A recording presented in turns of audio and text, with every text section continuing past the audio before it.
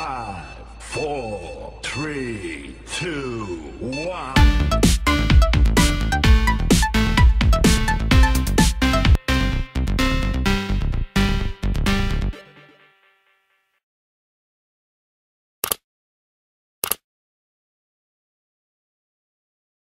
Assalamualaikum warahmatullahi wabarakatuh. Bertemu kembali dengan agenda belajar kita. Kali ini agenda belajar kita akan membahas tentang volume tabung.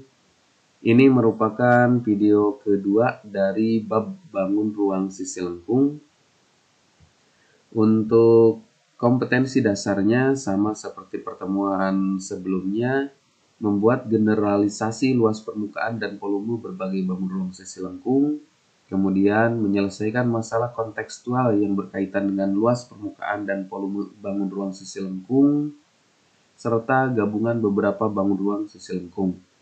Dan untuk indikator pencapaian kompetensinya, membuat generalisasi luas permukaan tabung, menyelesaikan masalah kontekstual yang berkaitan dengan luas permukaan tabung, membuat generalisasi luas permukaan kerucut, menyelesaikan masalah kontekstual yang berkaitan dengan luas permukaan kerucut, kemudian membuat generalisasi luas permukaan bola, menyelesaikan masalah kontekstual yang berkaitan dengan luas permukaan bola, kemudian membuat generalisasi volume tabung, kemudian menyelesaikan masalah kontekstual yang berkaitan dengan volume tabung, membuat generalisasi volume kerucut, menyelesaikan masalah kontekstual yang berkaitan dengan volume kerucut, dan membuat generalisasi volume kerucut.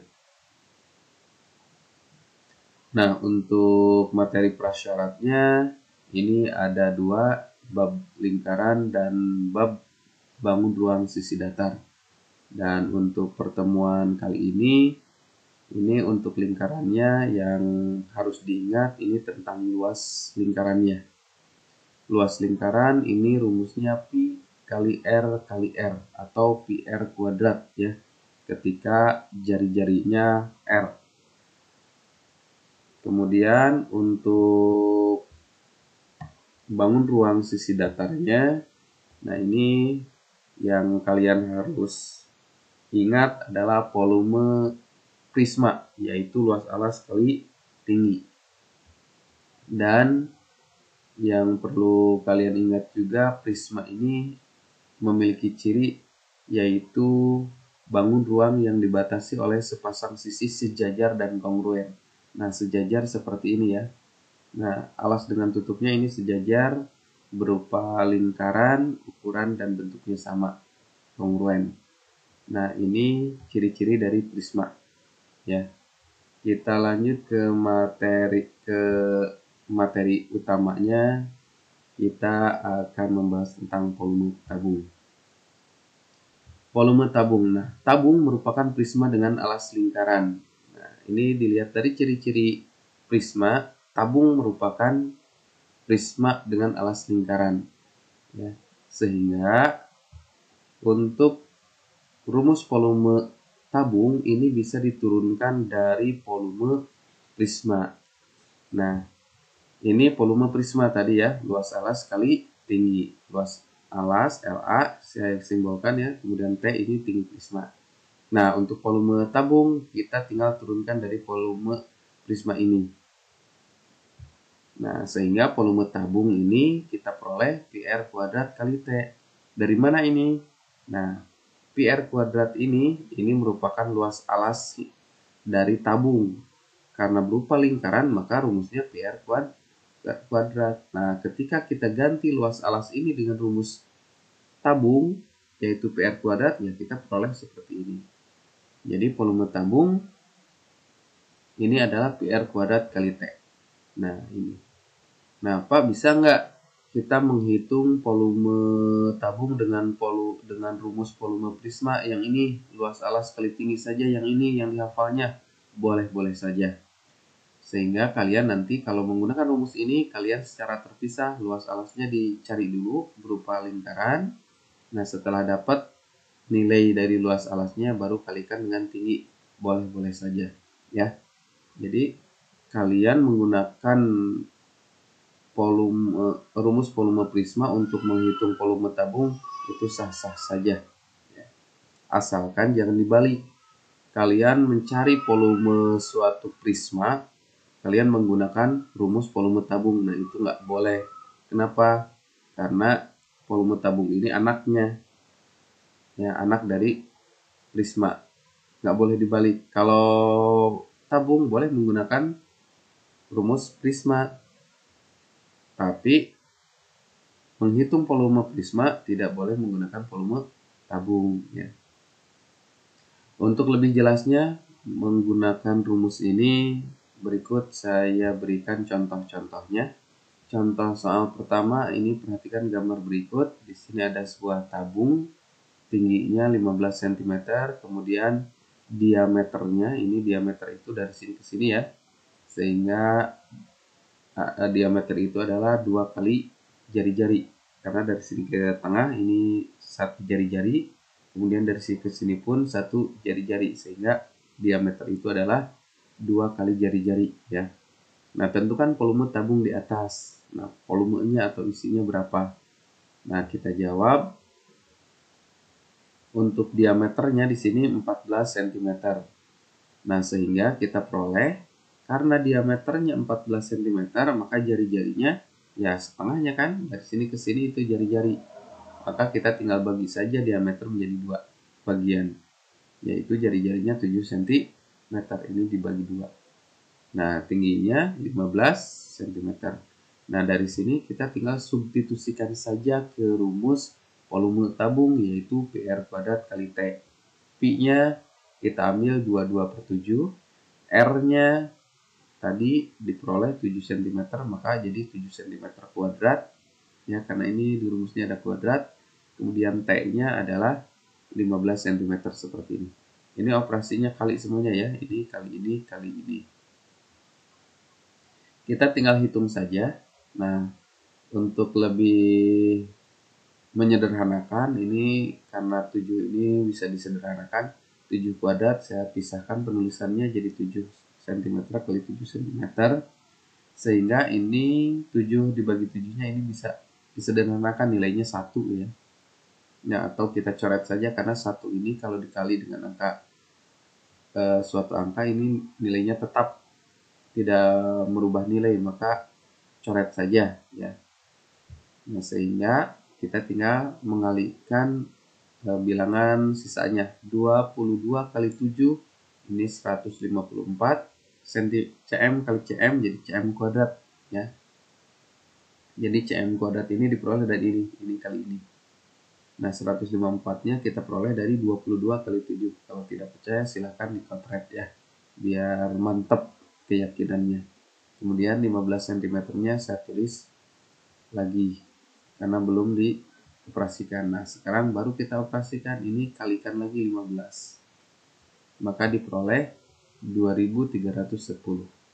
Cm kuadrat dikali cm. Nah, ini cm pangkat 1 ya. Nah, menjadi cm pangkat 3 atau kita kenal dengan cm kubik. Nah, ini. Contoh yang kedua. Di sini ada diameter tabung. Nah, ini yang ditanya diameter tabung yang memiliki volume 4158 cm kubik dan tingginya 12 cm adalah. Nah, ini artinya yang ditanya diameter tabung di mana tabung tersebut volumenya 4158 cm kubik dan tingginya 12 cm. Di sini sudah ada arahan, Pi-nya kita harus menggunakan 22/7. Nah, kita jawab, diketahui volume sama dengan 4158 cm kubik, kayaknya 12 cm, ditanya D. Nah, ini kita cari dulu jari-jari dari volume ini. Nah, kita tahu rumus volumenya adalah PR kuadrat kali T. Nah, ini nilai ini karena diketahui 4158. Nah, seperti ini. Ini kita dapatkan persamaan. Nah, kita substitusikan nilai-nilainya. Pi-nya 22/7, R-nya tidak ada di sini ya. Kita tulis saja R kuadrat, T-nya ini sudah diketahui di soal 12. Kemudian, nah ini kita lihat ini sudah menjadi persamaan ya. Kita lanjut. Nah, kalikan ini 22/7 dengan 12. 22/7 kali 12. Jadi 12 kali 22 saja. Ini nilainya 264/7 R kuadrat cm. Nah, kemudian kita untuk menghitung R-nya kita pindah luaskan saja 264/7-nya ya. Nah, 264 ini asal pengali, jadi pindah menjadi pembagi, makanya jadi ke bawah. Yang di bawah asalnya pembagi, pindah ke kanan menjadi pengali, makanya 7-nya jadi ke atas. Atau secara tidak langsung, kalian kalau memindahkan sebuah pecahan, ini pecahannya dibalik saja ya. Asalnya 264/7 menjadi 7/264 ya. Nah, sentimeternya, sentimeter ini kalau pindah ke sini jadi pembagi kan, sentimeter kubik atau pangkat 3 dibagi sentimeter pangkat 1. Nah, ini menjadi sentimeter pangkat 2. Ingat kembali ya, bab bilangan berpangkat. Nah, sekarang kalian tinggal menghitung saja. Nah, disarankan kalau ada operasi seperti ini, kalian bagi terlebih dahulu. Jadi 4158 dibagi 264, silakan dikuadrat, nanti hasilnya kalikan dengan 7 ya. Dan kalau kalian menghitungnya betul, maka R kuadrat ini kita peroleh 110,25 ya cm pangkat 2. Nah, ini nilai R kuadrat. Kalau nilai R saja gimana? Nah, hilangkan pangkat 2 di sini, tapi resikonya di sebelah kanan muncul akar. Seperti ini. Nah, kalian tinggal mencari nilai akar dari 110,25 ya. Cm kuadrat kalau diakarkan ya tinggal cm saja. Nah, kalian tinggal mencari 110,25.